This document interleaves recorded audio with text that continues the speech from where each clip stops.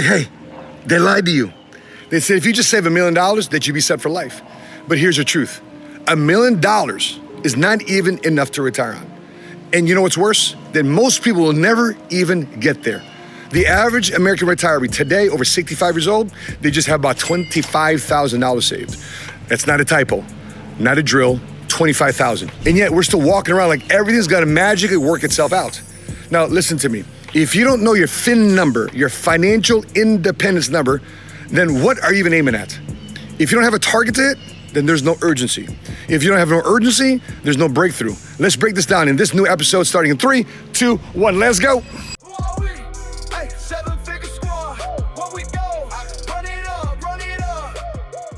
What's cracking, everybody? Money Smart Guy Matt Sapaula here, hailing to you from Dallas, Texas. And yes, that was from the outside of my crib. Welcome back to another Keep the Keys episode here of the Financial Wake Up series, where we've been diving into the truth about ownership, about control, and building a solid financial foundation that can't be shaken. So far over the weeks, we've covered why your equity isn't real until it's liquid. In previous episodes, we discovered why life insurance just isn't for dying. It's for staying alive financially. In other episodes, we've covered about how traditional retirement advice is quietly setting people up to fail. And today, we're breaking the biggest myth of all, that $1 million is the magic number. So if you're ready to stop gambling with your future, drop the word clarity in the comment section below, and I'll send you an exact scorecard we use to map out financial independence for homeowners and real estate investors. Or you can drop retirement in the comment section below if you got questions about where you stand right now. Okay, so let's break this down. In the 90s, $1 million could get you somewhere. $100,000 income a year could get you somewhere. But today, inflation alone has sliced that in half. So let's say you retire with $1 million. Seems solid, right? Because how exciting is that for you to have a brokerage account with $1 million attached to your name? Pretty cool. But you got to subtract what? 20 to 30% in taxes. And then subtract $300,000 to $400,000 in average costs for healthcare in retirement. Now you're living longer than ever before.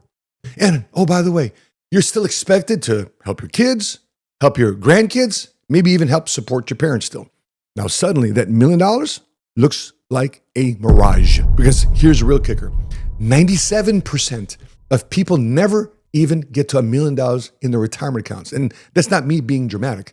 That's the data. Check this article right here. So if only 3.2% of Americans hit $1 million in retirement savings, and even that $1 million, it's still not enough. So what's the rest of us doing?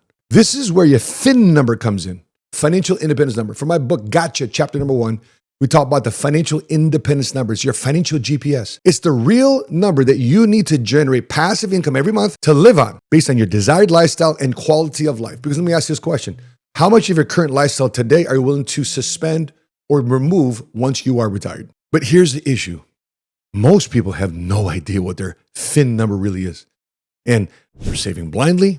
Again, no target, no timeline, no strategy. They just simply rely on an employee with benefits, an employer that gives them benefits, 401k plan tied to a market that they don't even control. They cross the figures and hope that Social Security will still be around. That's not planning. That's hoping. And hope is not a strategy. So let me give you a real story. A client came to us with $1.2 million across her 401k, proud in her brokerage accounts. She thought she was set. Then we ran a reality check. Taxes, she'd lose about $250,000. Inflation, chipping away at it every year. And market volatility, God forbid, stock market crashes. And medical expenses, already starting in her life. You want to know her biggest fear? Is spending her own money. She was 67 years old and terrified of outliving her money.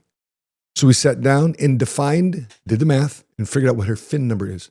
And we moved assets into better financial vehicles that guaranteed her current income for the rest of her life. So therefore, she can trust it and put it to bed. Her stress dropped. Her options were expanded. And finally, she exhaled. Why? Because she was able to tackle this thing. See, this is what real retirement planning does. Now, let me speak to the person watching this. Perhaps you're in your 20s or your 30s, early 40s, and you've got time. And guess what? Time is your greatest asset, but you got to use it.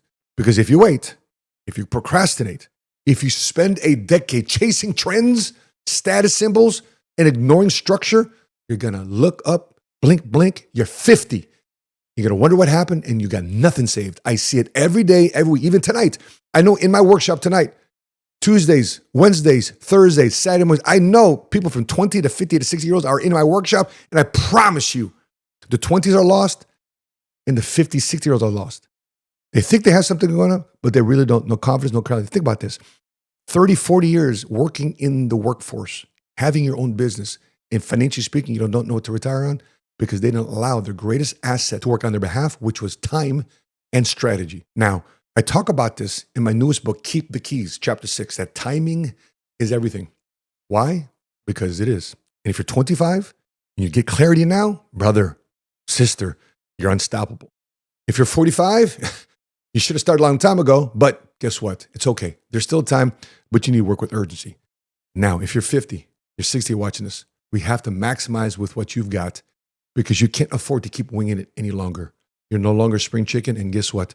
It's riding off into the sunset. It's getting very, very close. It's getting very real. Speaking of being very real, you're not going to retire in good vibes and retire in guesswork. If you don't know your FIN number, if you don't know how to position your cash flow, your current assets, equity inside your property, if you're not sure whether your strategy actually works, book a one-on-one with me on Minnect.